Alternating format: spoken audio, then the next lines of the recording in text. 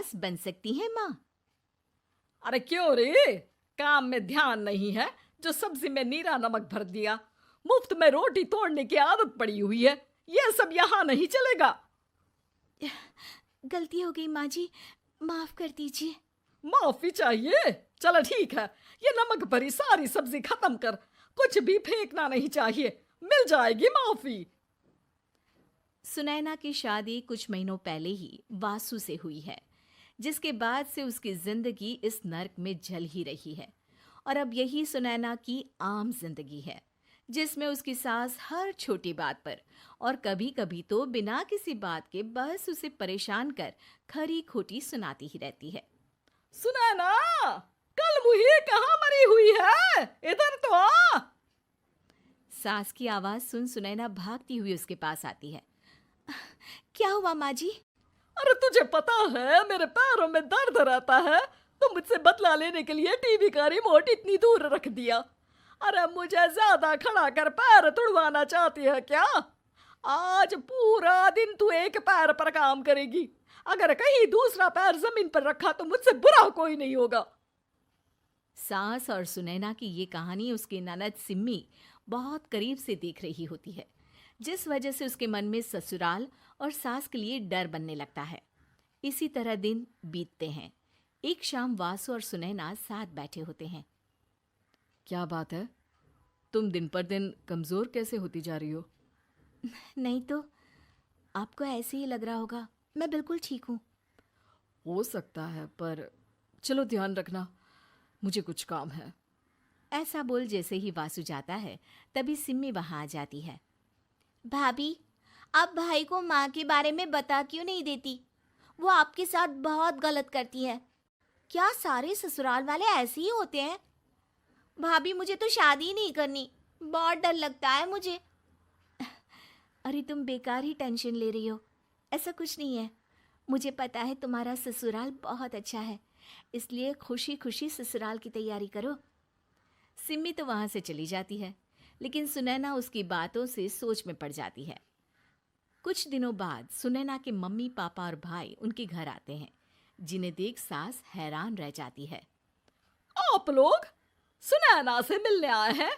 अरे बहू, देख तो तेरे मम्मी पापा आए हैं। जी नहीं, आज हम यहाँ लड़की नहीं लड़के वाले बनकर आए हैं। हाँ माँ, मैंने ही सिम्मी और शरद के रिश्ते की बात मम्मी पापा से की थी। शरद हमारी सिम्मी के लिए परफेक्ट है। बेटे की बात मानते हुए उसकी माँ रिश्ते के लिए मान जाती है, पर अब सिम्मी के मन में ससुराल का डर और ज्यादा बढ़ जाता है। जैसे यहाँ माँ भाभी पर जुल्म करती है, ये भी पक्का अपनी बेटी का बदला लेने के लिए ही मुझसे शादी कर रहे हैं। इसी सब के बीच देखते ही देखते सिम्मी शरद की शादी हो जाती है और सास के नाम से डरी सहमी सिम्मी ससुराल पहुंच जाती है। जहां पहुंचते ही वो डरते हुए बोलती है, मम्मी जी, मैं अभी पूरे घर का काम कर दूंगी और जॉब भी छोड़ दूंगी। जैसे आप कहोगी मैं सब कुछ वैसे ही करूंगी। अरे इतना डर क्यों रही हो? और अभी घर आई हो, कोई काम करने की जरूरत नहीं। नई शादी है, कुछ दिन आराम करो, घूमो फिरो। रही बात घर या जॉब की, तो वो तुम्हारी चॉइस है, कोई तुम्हें नहीं रोकेगा। सास का ऐसा व्यवहार देख सिम्मी हैरान रह जाती है और अपनी भाभी सुनैना का ससुराल में पहला दिन सोचने लगती है। चलो हो गया कार्यक्रम खत्म, जा वासु आराम कर। बहू, तू अपने काम पर लग जा। काम से मेरा मतलब है घर का काम, क्योंकि अब से तुम इसके अलावा और कोई जॉब बॉब नहीं करोगी। हाँ। क्या हुआ, कहाँ खो गई? लगता है सपनों में ही घूमने लगी। बताती हूँ तुझे अभी। मेरी बेटी का मजाक बनाएगा? सपने में क्यों, असलियत में घुमा कर ला, जा। ससुराल की ऐसी इमेज सिम्मी ने कभी सपने में भी नहीं सोची थी। अपने आप को बहू नहीं, बेटी सुन उसे बहुत हैरानी होती है। लेकिन जैसे जैसे समय बीतता है, तो अब सिम्मी को किसी भी जगह से ज्यादा ससुराल अच्छा लगने लगता है। एक दिन सिम्मी सबसे मिलने मायके आती है, तो अपनी माँ को भाभी पर चिल्लाते हुए देखती है। अरे करमजली, अगर मुझे इतना ही पैसा खर्च करना होता तो तेरी जगह घर में नौकरानी ना रख लेती। तुझे लेकर आई जिससे नौकरानी का पैसा बचे, पर तू तो उससे भी ज्यादा खर्चा करा रही है। बस माँ, तुम्हें कोई कुछ बोलता नहीं तो हर हद पार करोगी क्या? अगर यही सब मेरी सास करे तो? और तो उनकी बेटी को जिंदा गाड़ दूंगी। तुम्हारे और उनके अंदर यही तो फर्क है माँ। तुम उनकी बेटी के साथ क्या क्या करती हो, सब कुछ पता होने पर भी वो तुम्हारी बेटी को पलकों पर बिठा कर रखते हैं। एक आप हैं, उनकी बेटी को अपनी बेटी जैसा तो क्या बहू तक नहीं समझती। माँ, आपको सुनकर मिर्ची जरूर लगेगी, लेकिन मेरी सास मेरी माँ से अच्छी माँ और सास दोनों हैं। इस पर सिम्मी अपनी माँ को अपने ससुराल और उसके प्यार के बारे में सब कुछ बताती है, जिसे सुन सुनैना की सास को अपनी हर गलती का एहसास होता है। अगर वो चाहते तो आराम से अपनी बेटी का बदला मेरी बेटी से ले सकते थे, पर उन्होंने ऐसा नहीं किया और तुझे हमसे भी ज्यादा प्यार दिया। तुम दोनों ही मुझे माफ कर दो। इसके बाद तो जैसे सुनैना की सास का रूप पूरी तरह बदल जाता है। Mission successful. रिवेंज लेना है क्या? बहू झूठ नहीं बोलती। सुधा और राकेश के 3 बेटे थे। शादी के बाद तीनों माँ बाप से दूर रहते और सिर्फ त्योहारों में आते। माँ जी, पिताजी, अगली बार आप लोग हमारे घर आइएगा।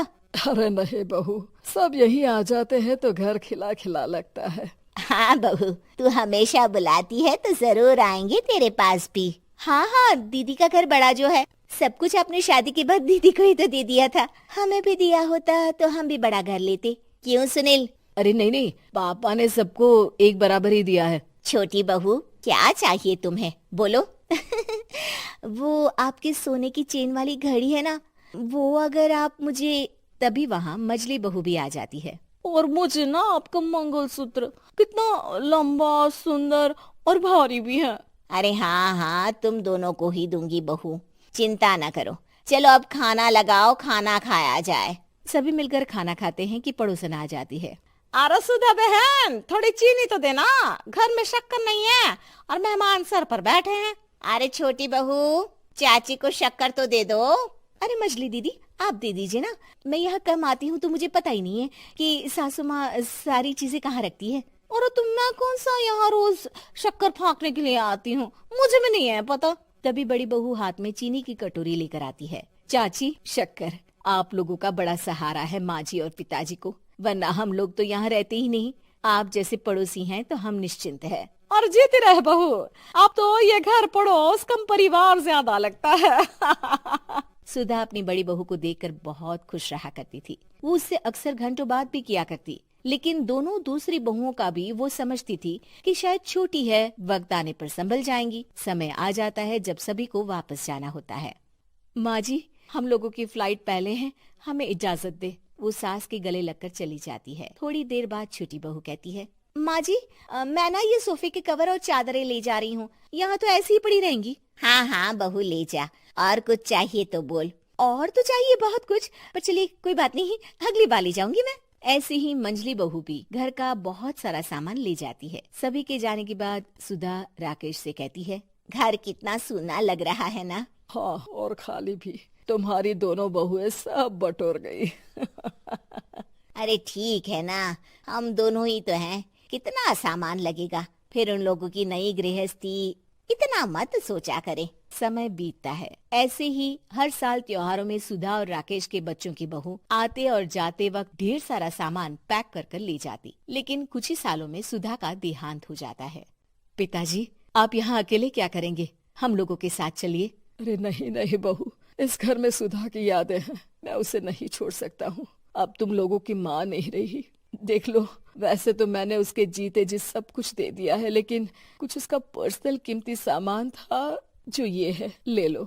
सामान में होती है एक घड़ी और एक मंगलसूत्र। माँ जी ने कहा था कि वो ये घड़ी मुझे देंगी। हाँ हाँ पिताजी, माँ ने सबके सामने ये घड़ी सरिता को देने के लिए कहा था। उठा लो सरिता माँ की घड़ी। अब क्या था, छोटी बहू फट से घड़ी उठा लेती है। और पिताजी, ये मंगलसूत्र तो माँ ने मुझे ही देने को कहा था, याद है ना? वो सभी की ओर इशारा करती है। तू भी ले ले ये हार बेटा, कोई बात नहीं। मंजली फटाक से हार उठा लेती है।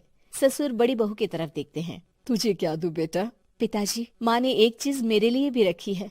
सभी के कान खड़े हो जाते हैं कि आखिर सास ने क्या रखा होगा बड़ी के लिए। अरे माँ जी तो दीदी से प्यार भी ज्यादा ही करती थी, हमेशा उनसे बात किया करती। जरूर कोई बड़ी और अपनी प्रिय चीज दी होगी दीदी को। और देख लेते हैं ना, वरना तो हम भी बराबर का बंटवारा करेंगे। हाँ हाँ, कर लेना बंटवारा। लेकिन बड़ी बहू बताओ तो, सुधा ने क्या रखा है तुम्हारे लिए? अभी तो हम लोग यही हैं पापा जी, जब जाने लगेंगे तो बता दूंगी। बड़ी बहू के मुंह से ये बात सुनकर बाकी दो बहुएं सोचने लगती हैं कि आखिर क्या है जो दीदी को सासू माँ देकर गई हैं। दीदी ऐसा तो नहीं ना कि पूरे घर का आधा हिस्सा माँ बड़ी भाभी को देकर गई हो? तभी वहाँ ससुर आ जाते हैं। नहीं नहीं, ऐसा कुछ नहीं है। मकान तो तुम तीनों का बराबर से है। देखो, बड़ी बहू से तुम्हारी सास ज्यादा जुड़ी थी, न जाने क्यों घंटों बात किया करती थी। पता नहीं क्या देकर गई है उसे। और ससुर जी, आपको क्या पता, चालाकी से पूरे घर के पेपर में साइन करवा लिए हो, या फिर कोई छुपा गहना। आखिर मकान पूरा तो आपने सासू माँ के नाम ही कर रखा था ना।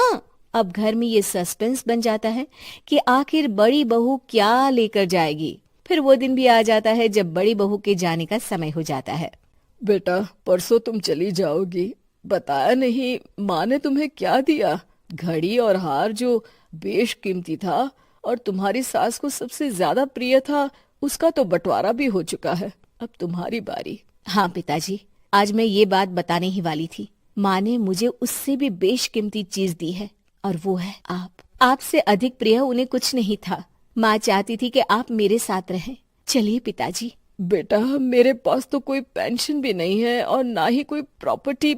लेकिन आपके पास संस्कार है पिताजी, जो मेरे बच्चे आपसे लेंगे, तो आपको ले जाने पर स्वार्थ ही है मेरा। चलिए ना पापा। सभी के सामने पिताजी बड़ी बहू और बेटे के साथ उनके घर चले जाते हैं। सावित्री 2 बेटों की माँ थी। उसे इस बात पर बड़ा घमंड था। वो मानती थी कि बेटे घर की शान होते हैं। ये ले सावित्री, मिठाई खा, मेरे यहाँ पोती पैदा हुई है। ये सुनते ही सावित्री मुंह बना के कहती है, अरे तू तो लुट गई, बर्बाद हो गई, तेरे यहाँ लड़की पैदा हो गई। अरे तू ऐसा क्यों कह रही है? मैं तो बहुत खुश हूँ। अरे जब तेरी पोती के पीछे तुझे खर्चे पर खर्चे करने पड़ेंगे ना, तब ये तेरी सारी खुशी गम में बदल जाएगी। पहले लड़की की पढ़ाई लिखाई का खर्चा, फिर उसकी शादी का खर्चा। अरे आजकल की शादियाँ कितनी महंगी हो गई है। गहने बनाओ, लाखों रुपए पानी की तरह बह जाते हैं। लड़कियां तो सिर्फ खर्चा करवाने के लिए ही पैदा होती हैं। इस तरह लड़कियों के प्रति अपने विचार व्यक्त करते हुए सावित्री ममता को लंबा चौड़ा भाषण देके चली जाती है। अब तो आप लोग इस कहानी में सावित्री देवी का पात्र अच्छी तरह समझ ही गए होंगे। कुछ समय बाद सावित्री की बड़ी बहू भी एक लड़की को जन्म देती है। फिर क्या था, सावित्री पूरा आसमान सर पर उठा लेती है। हे भगवान, ये तू मुझसे किस जन्म का बदला ले रहा है? अरे मैं तो मंदिर में रोज आकर तुझसे कहती तो थी कि मुझे एक पोता चाहिए, और तूने मुझे पोती दे दी। इतनी मिठाइयाँ और प्रसाद चढ़ाने का क्या फायदा हुआ? तभी सावित्री की बहू निशा कहती है, क्या माँ जी, आप भी इतनी सी बात पर नाराज हो गई हैं? देखिए तो आपकी पोती कितनी सुंदर है, बिल्कुल आप पर गई है। अरे चुप कर, तुझे 9 महीने इतने महंगे महंगे काजू बादाम फल फ्रूट खिलाने का फायदा क्या हुआ? मेरे तो सारे पैसे बर्बाद हो गए। ये सुन सावित्री का बड़ा बेटा अजय कहता है, माँ, तुम सिर्फ नाम के लिए 2020 में रहती हो। असल में तुम्हारा दिमाग सैकड़ों साल पुरानी सोच रखता है। आज के जमाने में लड़का और लड़की में कौन फर्क करता है? मैं तो बहुत खुश हूँ कि भगवान ने मुझे लक्ष्मी के रूप में बेटी दी है। लेकिन सावित्री पर अजय की बातों का कोई असर नहीं होता। नालायक, अपनी पत्नी की जबान बोल रहा है। मेरा बड़ा बेटा तो हाथ से गया। लेकिन सावित्री देवी हार मानने वाली नहीं थी। वो पोते की चाह में अपने छोटे बेटे विजय की शादी करवा देती है। कुछ समय बाद आखिरकार वो दिन आ ही जाता है जब सावित्री की छोटी बहू गर्भवती हो जाती है। सावित्री इतनी खुश हो जाती है कि वो बच्चे के जन्म से पहले ही सारे मोहल्ले में ढिंढोरा पीटने लगती है। ये क्या सावित्री, तू तो पोते के जन्म से पहले ही मिठाई बांट रही है। पहले पोता पैदा तो होने दे, और फिर क्या पता अगर पोते की जगह पोती पैदा हो गई तो। ये सुन सावित्री चिढ़ जाती है। अरे अपनी काली जबान मत चला, मेरी मिठाई खा के मेरा ही बुरा सोच रही है। बड़ी आई, ला मेरी मिठाई वापस कर। देख लेना इस बार मेरे यहाँ पोता पैदा होगा, पोता। लेकिन ठीक इसका उल्टा होता है। सावित्री की छोटी बहू भी एक लड़की को जन्म देती है। सावित्री फिर से रोना धोना शुरू कर देती है और अपनी छोटी बहू को कोसते हुए भला बुरा कहने लगती है। देखते ही देखते ये सावित्री की रोज की आदत हो जाती है। एक दिन उसकी इस आदत से परेशान होकर विजय अपने भाई अजय से कहता है, भैया, माँ खुद एक औरत होकर हमारी बेटियों को पसंद नहीं करती, उल्टा उन्हें रोज कोसती रहती है। मुझे माँ की यह आदत बिल्कुल पसंद नहीं आती। अरे तू ठीक कहता है, मैं भी अब माँ से तंग आ गया हूँ। अच्छा, तो अब तुम दोनों इस तरह पीठ पीछे मेरी बुराई भी करने लग गए हो। नहीं माँ, हम चाहते हैं कि घर में शांति बनी रहे। हमें हमारी बेटियाँ बहुत प्यारी है। मैं नहीं चाहता कि वह तुम्हारे ताने सुन सुन कर बड़ी हो, और इसीलिए हम दोनों ये घर छोड़कर चले जाएंगे। हाँ माँ, मैं भैया की बात से सहमत हूँ। जब तुम इस घर में अकेली रहोगी तब तुम्हें अपनों की कीमत का एहसास होगा। अपने दोनों बेटों के मुंह से अपनी माँ के लिए इतने कठोर शब्द सुन सावित्री भावुक और रुआंसी होकर कहती है, क्या सच में तुम दोनों मुझे इस घर में अकेली छोड़कर चले जाओगे? हाँ माँ। हाँ माँ, अब पानी सर के ऊपर जा चुका है। मैं तुम दोनों के बिना नहीं रह सकती। अपनी सास के आंसू देख अजय और विजय की पत्नी अपने पतियों से लड़ पड़ती है।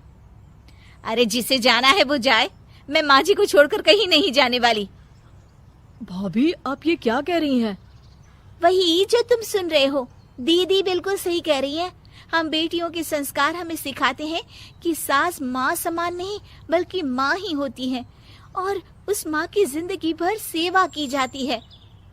बेटे अपना फर्ज भूल सकते हैं, लेकिन बेटियां नहीं। आप दोनों शौक से जा सकते हैं। माँ जी, हम दोनों के रहते आपको किसी बात की फिक्र करने की जरूरत नहीं। फिर क्या था, सावित्री के ऊपर छाए बेटों के घमंड के बादल उसकी बेटी स्वरूप बहुओं के तेज के आगे आंसू के रूप में परिवर्तित होकर सावित्री की आंखों से बहने लगते हैं और वो उन दोनों को गले लगा लेती है। मैं जिंदगी भर बेटियों को कोसती रही, लेकिन आज तुम दोनों को देख मुझे समझ आ गया कि बड़े अभागे होते हैं वो लोग जिनके घर बेटियां नहीं होती।